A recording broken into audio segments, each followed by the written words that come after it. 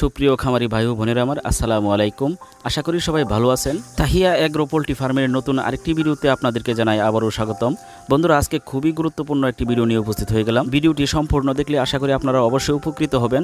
বন্ধুরা, এই বেসের কিন্তু শুরু থেকে নিয়ে আমি আল্লাহর রহমতে কোনো ভুল করি নাই, কিন্তু 27তম দিনে কিন্তু আমি একটি বড় একটা ভুল করে ফেলেছি। তো সেই ভুলটাই আজকে আপনাদের সামনে তুলে ধরবো, যাতে করে মুরগি পালন করার ক্ষেত্রে আপনাদের এই ধরনের কোনো ভুল না হয়। বন্ধুরা, আপনারা অনেকেই জানেন যে 27তম দিনে গিয়ে কিন্তু আমি আমার ফার্ম থেকে আমি কিছু মুরগি বিক্রি করে দিয়েছিলাম। তো বিক্রি করে কেন দিয়েছিলাম সেই বিষয়ে আজকে আমি কথা বলবো না। তো আজকে কথা বলবো আপনাদেরকে সচেতন করার জন্য, আমি যে ভুলটি করেছি সেই ভুলটি যেন আপনারা না করেন। তো বন্ধুরা, আমার প্রথম ভুলটি ছিল আমি এখান থেকে 300 মুরগি বিক্রি করে দিয়েছিলাম। ভালো কথা, ঠিক আছে। তো বিক্রি করার সময় দেখা গেছে আমি আমার ফার্ম থেকে কিন্তু পানির যে পটগুলা এগুলা কিন্তু আমার বাইরে বের করা উচিত ছিল, তো ওইটা আমি করি নাই।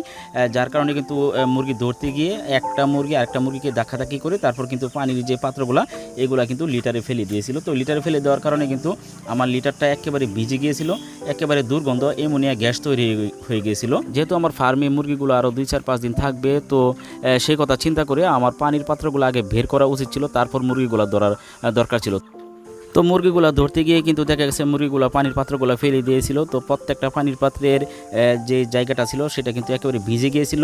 তো ওই জায়গাটা কিন্তু আমি পরিষ্কার করে পরদিন ফেলে দিয়েছিলাম। ফেলে দেওয়ার পর এখানে নতুন লিটার দিয়েছিলাম। তো নতুন লিটার দেওয়ার পর দেখা গেছে এই মুরগিগুলো হরদম এই লিটারগুলো খাইতেছে। তো ওই লিটারগুলো খাওয়ার পর দেখা গেছে মুরগিগুলোর কিন্তু আমেশা হয়ে গেছে, রক্ত আমেশা প্লাস বিজল আমেশা এগুলো হয়ে গেছে। আর নতুন লিটার পেলে নতুন লিটার দিয়ে যে মুরগিরা গোসল করে এটা আপনারা অনেকেই জানেন। তো আমার লিটারটা ছিল একেবারে শুকনো, ঠিক আছে, কিছুটা ধুলাবালিও সাথে ছিল। নতুন লিটার দিয়ে যখন মুরগিগুলো পাখনা দিয়ে গোসল করতেছিল তখন কিন্তু নাকে মুখে কিছুটা ধুলে গিয়েছিল। ধুলা যাওয়ার পরে কিন্তু নতুন করে আবার ঠান্ডা লেগে গেল। তো বন্ধুরা দেখেন, এখানে কিন্তু আমি বিশাল দুইটা সমস্যার সম্মুখীন হলাম।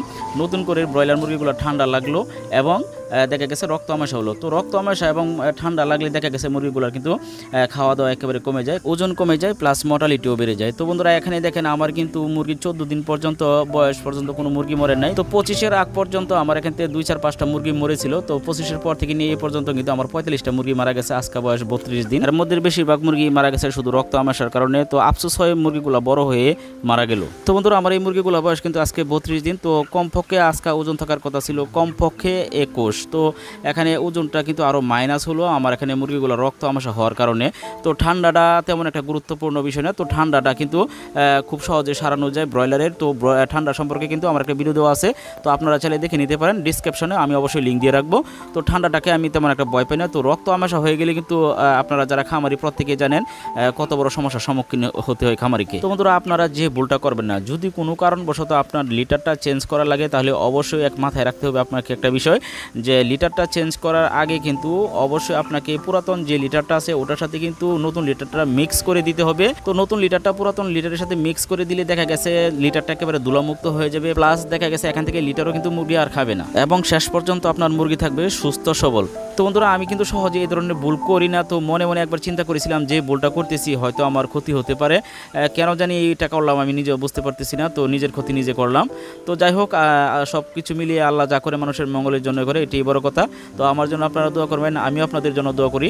তো বন্ধুরা, এই ছিল আজকের ভিডিওটি যদি ভালো লেগে থাকে তাহলে অবশ্যই লাইক কমেন্ট শেয়ার করতে ভুল করবেন না। এবং পরবর্তী ভিডিও পেতে হলে আপনাকে কী করতে হবে আপনি বুঝতেই পারছেন। অবশ্যই আমার চ্যানেলটিকে সাবস্ক্রাইব করে পাশে থাকা নোটিফিকেশন অন করে রাখবেন, যাতে করে আমি ভিডিও আপলোড করার পর আপনি সর্বপ্রথম পেয়ে যান। তো বন্ধুরা, পরবর্তী ভিডিওর প্রত্যাশা নিয়ে আজকের মতো এখানেই বিদায় নিলাম। ততক্ষণ আপনারা ভালো থাকুন, সুস্থ থাকুন। আল্লাহ হাফেজ।